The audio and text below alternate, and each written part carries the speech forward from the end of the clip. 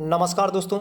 चलिए दोस्तों, मैं आज बात करूंगा फीडर थ्योरी के ओपन हर्थ विधि में। यहाँ जो आपको दिखाई दे रहा है ये फिगर आपका है ओपन हर्थ विधि।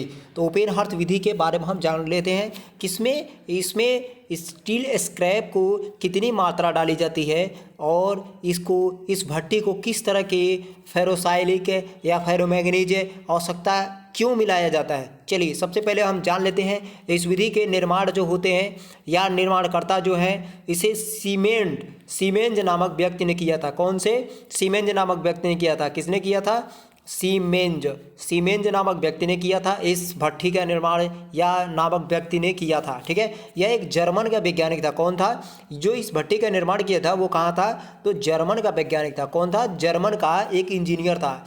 इसीलिए इसे सीमेंट विधि भी कहा जाता है। उसके नाम के सीमेंज नामक व्यक्ति की वजह से इसका विधि जो बढ़ा वह हमारा, इसीलिए इसे सीमेंज विधि भी कहा जा सकता है। इसमें लोहे के पिघले हुए, इसमें क्या होता है कि लोहे के पिघले हुए खुली भट्टी का प्रयोग किया था। लोहे को पिघलाने के लिए खुली भट्टी का प्रयोग किया जाता है। ठीक है, लोहे को पिघलाने के लिए खुली भट्टी का प्रयोग किया जाता है। यहाँ पे आप देख सकते हैं लोहे को पिघलाने के लिए यहाँ पर एयर गैस है, हर्थ है आपका। ठीक है, तो ये लोहे के पिघलाने से ओपन हर्थ का, कौन सा? ओपन हर्थ का प्रयोग किया जाता है। इसमें पिग आयरन तथा स्टील स्क्रैप, कौन सा? पिग आयरन तथा स्टील स्क्रैप की मात्रा 4:1 होती है। क्या होती है? 4:1 मात्रा डाली जाती है।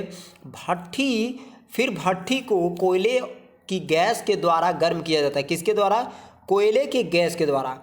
आप देख सकते हैं ये यहाँ पर गैस दिया है, तो कोयले की गैस के द्वारा ये जो है यहाँ पर गैस, यहाँ पर एयर आर्क, देखिए दोनों नोजल एक ही दूसरे से मिले हुए हैं, यहाँ पे देख सकते हैं। तो कहा जा रहा है यहाँ पर भट्टी को कोयले की गैस द्वारा गर्म किया जाता है। ठीक है, इस गैस के साथ जब लोहे के टुकड़े स्टील स्क्रैप आज संपर्क में आते हैं तो रासायनिक क्रिया के द्वारा, कौन से रासायनिक प्रक्रिया के द्वारा लोहा पिघल जाता है। क्या होता है? लोहा पिघल जाता है तथा भट्टी के अंदर का तापमान हमारा कितना होता है? 1800 डिग्री सेल्सियस होता है। कितना होता है? 1800 डिग्री सेल्सियस होता है। फिर इसमें चूना क्या करते हैं?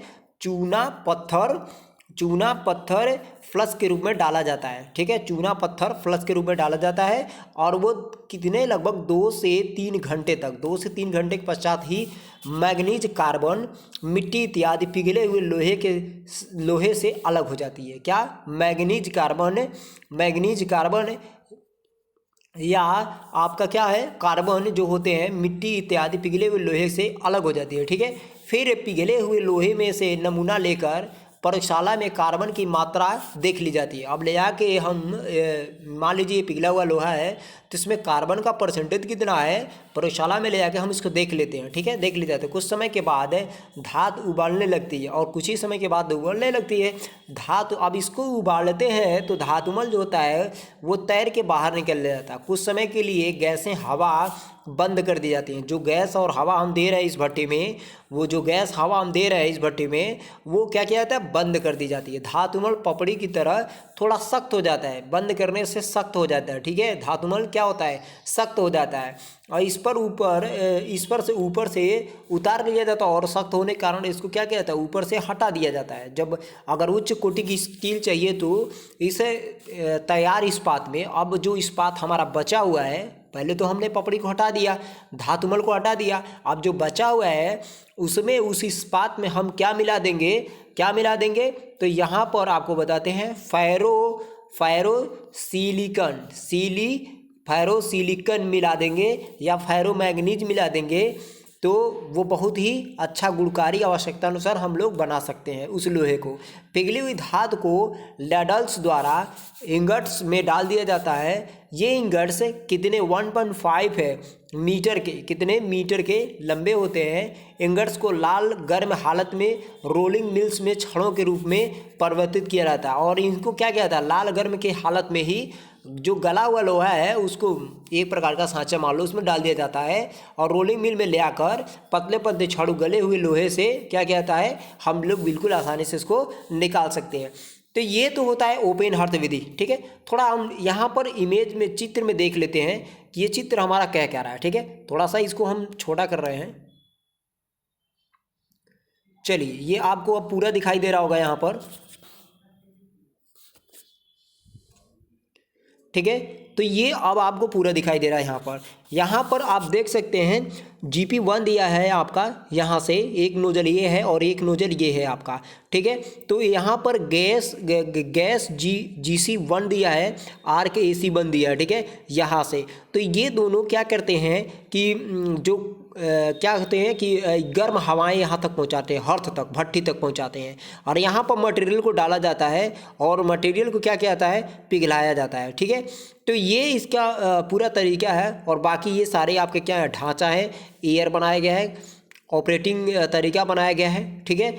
तो ये सारे इसमें तरीका है। कुछ ग्राउंड सेक्शन है यहाँ पे है, आप देख सकते हैं ये जो एरिया है आपका सेक्शन वाला, ये ग्राउंड एरिया है आपका। चार्जिंग डोर की बात करेंगे, जो हमारा मेटल वोटल डाल के चार्ज किया जा रहा है, तो वहाँ पर ये मार चार्जिंग एरिया है, ठीक है। तो प्लाट रूम आपका जो है, आपका प्लाट रूम आपका ये एरिया पड़ रहा है, ठीक है। GP2 आपका एरिया यहाँ पे पड़ रहा है, AP2 आपका एरिया यहाँ से पड़ रहा है, ठीक है। तो ये चीज़ जो होते हैं आपका ओपन हर्थ विधि है, सिंपल है। इसमें मटेरियल को डाला जाएगा और गर्म हवा के द्वारा क्या किया जाएगा, गर्म हवा के द्वारा क्या किया जाएगा, मेटल को पिघलाया जाता है, ठीक है, मेटल को पिघलाया जाता है, और इस प्रकार से हमारा ओपन हर्थ विधि तैयार हो जाती है, और मेटल को हम पत्ती पत्ती छड़ियाँ बना के निर्माण कर सकते हैं। सबसे बड़ी चीज़ है इसमें इम्पोर्टेंट, मैं आपको बता रहा हूँ, सीमेंज, किस व्यक्ति का नाम से, सीमेंज, क्या नाम से, सीमेंज, रुकिए मैं इसको बड़ा कर दे रहा हूँ, ओके, आप दिखाई देगा आपको, किस व्यक्ति के नाम से इसमें पूछेगा, सीमेंज, किस पे के, सीमेंज, जो सीमेंज है वो इम्पोर्टेंट है नामक व्यक्ति से, एक इंजीनियर जो जर्मन का था, उसी के नाम से ये सीमेंटेशन विधि पड़ा था, ठीक है। अब यहाँ पर पिग आयरन और स्टील का जो स्क्रैप की मात्रा है कितना होती है, तो 4:1 की होती है, कितनी होती है, 4:1 की होती है, 4:1 की होती है, ओके। अब यहाँ पर हम बात कर लेते हैं भट्ठी में कोयले की गैस के द्वारा गर्म, कोयला जो होता है, कोयला हमारा वो कोयला जो होता है उसकी गैस के द्वारा हम क्या कहते हैं, भट्ठी को गर्म कर लेते हैं, लोहे के स्क्रैप को पिघलाने का कार्य करते हैं। इसका टेम्परेचर क्या पूछेगा, तो इसका 1800 डिग्री सेल्सियस इसका टेम्परेचर होता है, ठीक है। अब इसमें धातुमल को क्या कहता है, हल्का सा ठंडा करके